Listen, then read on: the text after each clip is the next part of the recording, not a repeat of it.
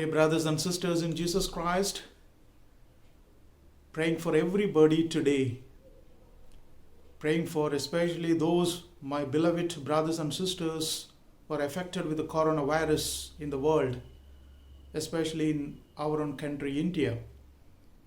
Praying for you, dear ones. Let be the touch of Jesus be upon you, and let him heal you as fast as possible. We are also praying for all those who are treating you, all doctors, nurses, and medical departments. I'm also remembering all police department, all those who are controlling the people on the roadside, all politicians, and all people night and day working against coronavirus, working for those people who are affected with the coronavirus. I would like to say, let's not leave our faith.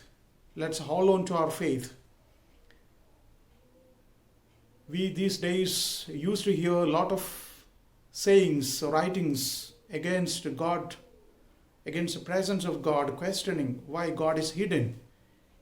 If there is a loving God, why at all he is hidden? Why at all he is not reacting? Why he is allowing the sufferings to come? Why he is not giving a proper medicine, etc. So lots of questions, all questions are going towards God, moving against God. But we should understand the realities, we should know the fact. I, as a priest, want to believe that God, in a fine morning, opening the doors of heaven, will come down to earth to save the people. No, it's not possible. We can read, sometimes we can watch from the movies, from some fantasy stories, some fairy tale stories. But in realities, I don't believe that. But God interferes through some people. It would be sometimes through doctors, through nurses, through policemen and women, through politicians, through priests, through religious, through social workers. And therefore, we are bound to hear them, listen to their knowledge, and should follow the rules and regulations that is updated by the government of respective people and places. Otherwise, I don't feel that God will come in a fine morning and will pick each and every people towards a comfortable zone. That is not possible. Let's pray. That's why we need hope. God always interferes through the people. Once we are not ready to listen to them and waiting to the arrival of God, that's not possible. That is impossible. Let's therefore try to listen the words of our own expertise, our own doctors, politicians, and listen to them. Therefore, let us avoid spreading of the coronavirus. And the best solution, one of which that is proposed, is social distancing. And we have 21 days of lockdown in our country. What is this all about? There are some studies which say that coronavirus can be healed. But at the same time, if it is spread, there are different stages. And at the fourth stage, people cannot get breathing. And they need the support of ventilator. Unfortunately, we don't have that many of ventilator to distribute to the people, and that's how the death number can be increased. And that's why we have to take care of ourselves and not spreading this coronavirus everywhere. If it is hundreds, 200s, okay, it is controllable. Or it's maybe, let us say, beyond, maybe less than 1,000, it's possible. But if it goes out of our hands, lots of death can be possible. So therefore, my dear brothers and sisters, I urge you to listen to the words of the government. So let us try to follow them up.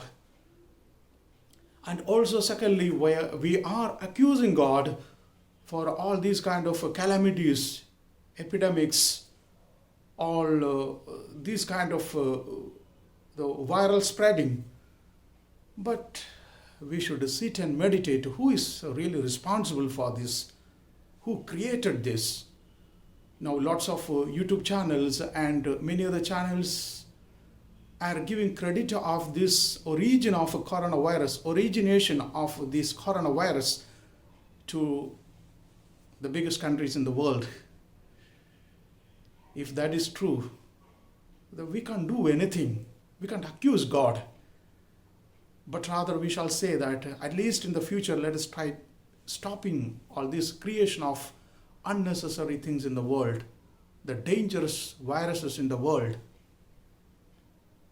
In fact, what I feel, we human persons are losing the humanness to each other.